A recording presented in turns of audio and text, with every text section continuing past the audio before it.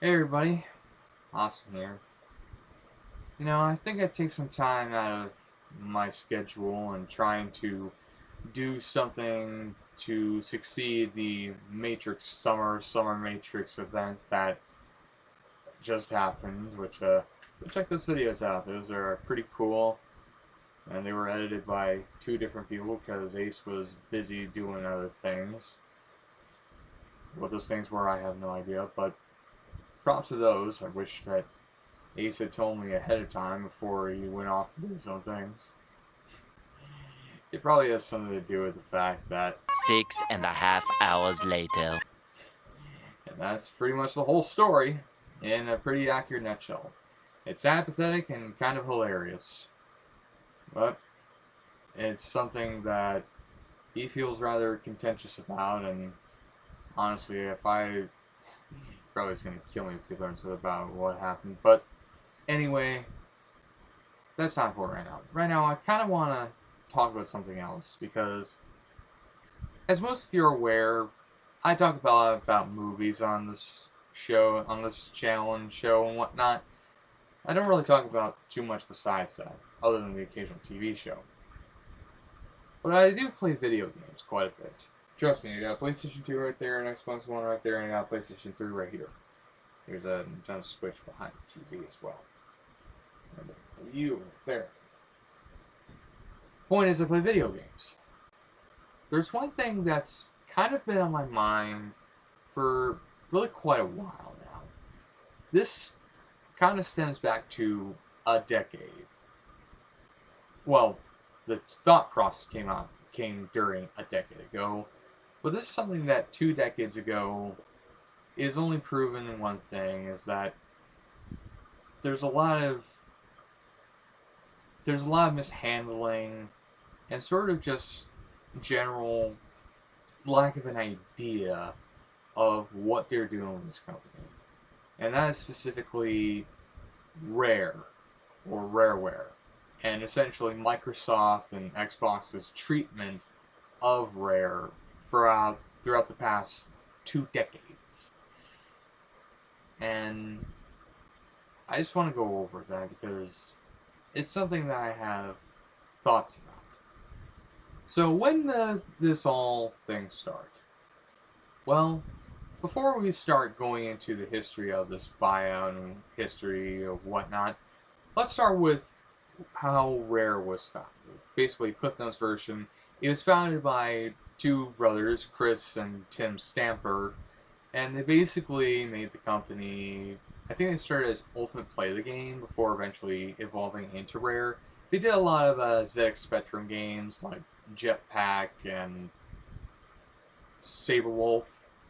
They did games like those before eventually working on titles for the NES like RC Pro-Am and Shake, Rattle, and Roll, before eventually hitting their stride with a lot of Super Nintendo games such as the Donkey Kong Country trilogy. You had Killer Instinct, which I think also came in our arcades as well.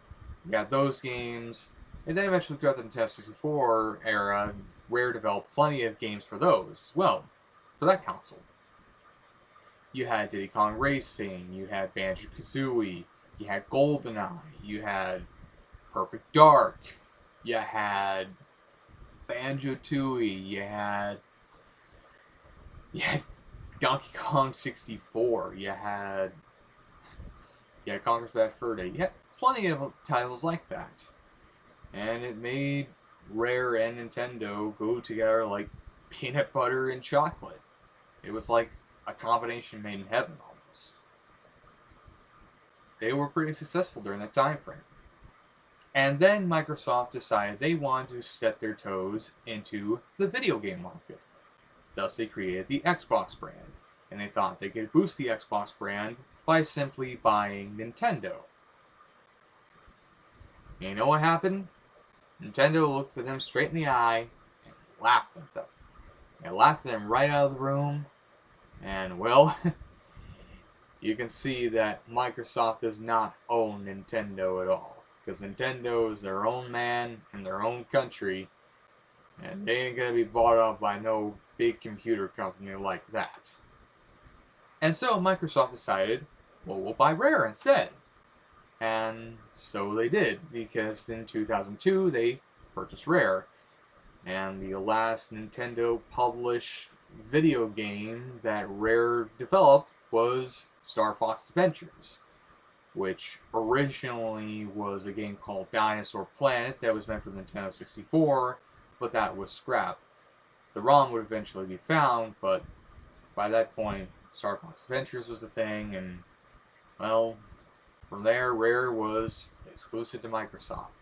Granted, they also developed some games for the Game Boy Advance during that time frame as well, during their time with Microsoft, but other than that, Rare was a Microsoft buddy. And really, Microsoft seemed to promote a lot and hype up a lot of things with Rare, but a lot of them really didn't come out and do, really they didn't deliver, is what I'm trying to say. Because really, for the original Xbox, only 2 titles came out on there from Rare. Those being Grabbed by the Ghoulies, which was intended for the GameCube, and a remake of Conker's Bad Fur Day with Conker Live and Reloaded from 2005. Which neither of those did all that spectacularly well.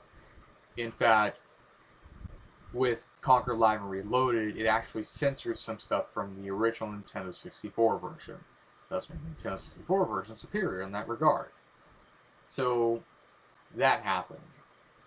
And a lot of the titles that Rare was probably developing for the original Xbox ended up moving to the Xbox 360, some of which were actually launch titles for the Xbox 360 in 2005.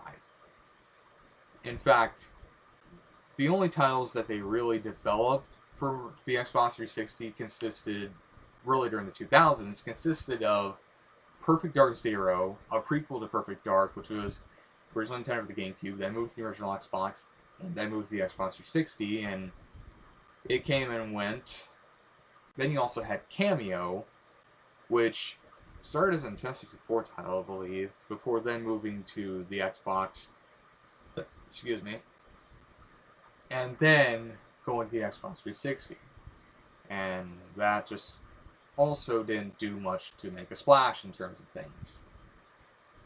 And from there, really, Rare kind of just languished with Microsoft as a thing that they had that really meant nothing compared to before. Really, the only big success that Rare had with the Xbox on the Xbox 360 was Viva Pinata. And after that, they were mostly relegated to a lot of Kinect shovelware and whatnot during the early 2010s. In fact, really the biggest success that Rare had with Microsoft, really up to this point, was Sea of Thieves, and even that started out rough.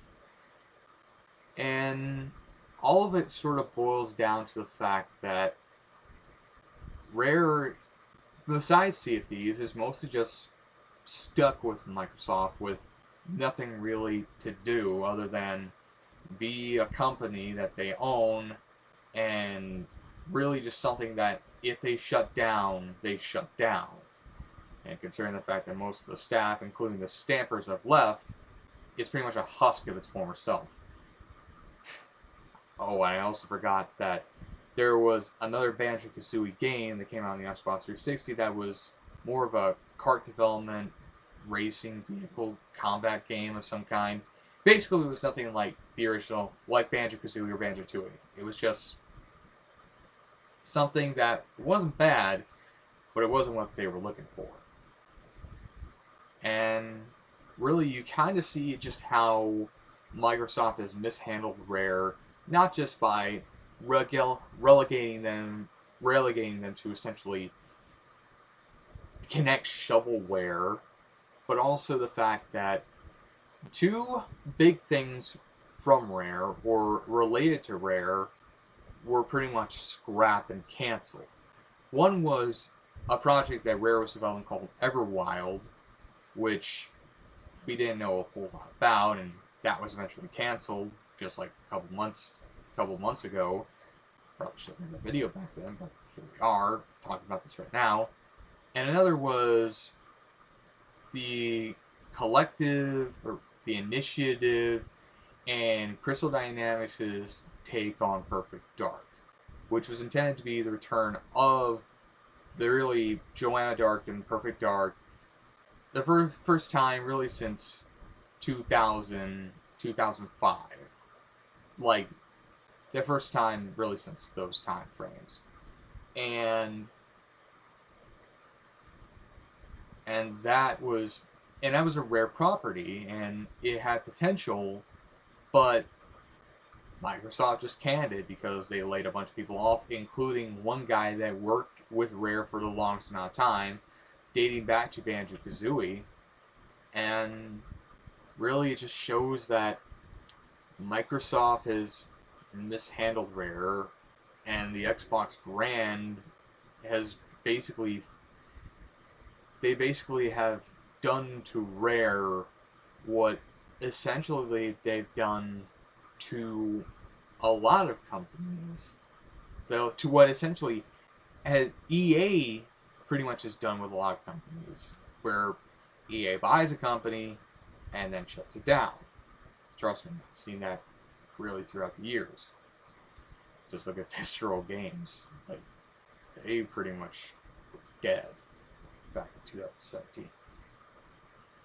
And it just really is a shame to see a very prosperous company like Rare essentially be relegated to essentially a footnote in Microsoft's little playbook, which we don't even know what that playbook is, because they say that everything is an Xbox, and really that makes you wonder, what is the point of buying an original what's the point of buying an Xbox console if everything could be played on everything? It just makes you wonder what's going on with them. And I think it all boils down to the fact that Microsoft just expects to throw money at the problem and just see what sticks. They've done it. I mean, they did it with Rare. They've done it with Ninja Theory, and they released one game that came and went like a fart in the wind. They've done it with Bethesda. They've done it with Activision Blizzard. They're going to continue to do it, and I wouldn't be surprised, and if it doesn't do well, I wouldn't be surprised if Microsoft just straight up says, we're pulling the Xbox brand, and it's over. The Xbox is over. Go home, kiss your wives, and hug your children and whatnot, because it's over. I wouldn't be surprised. And really, I think at this point, Microsoft should just let Rare go, because they've done to Rare what could be. They've done unto Rare what a lot of people do to people that have potential, but are eventually robots by the end of it all. That's what Microsoft has done. I mean, really, I think it's this point they should just let them go. Maybe, I'd say let Nintendo buy it off of them, sell it to them, so that they have a lot of the stuff that really, at the end of the day, I think Nintendo would have been better off with. I mean, who wouldn't? I mean, we could have all been better off with Grabbed by the Ghoulies being a GameCube title rather than one for the original Xbox.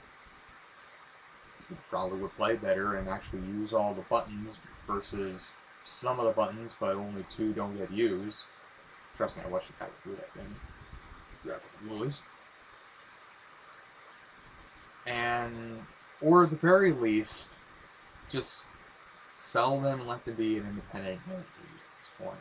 Rare, because Microsoft has mishandled Rare. They've basically relegated them to nothing, and I think at this point it's time to just let it go already.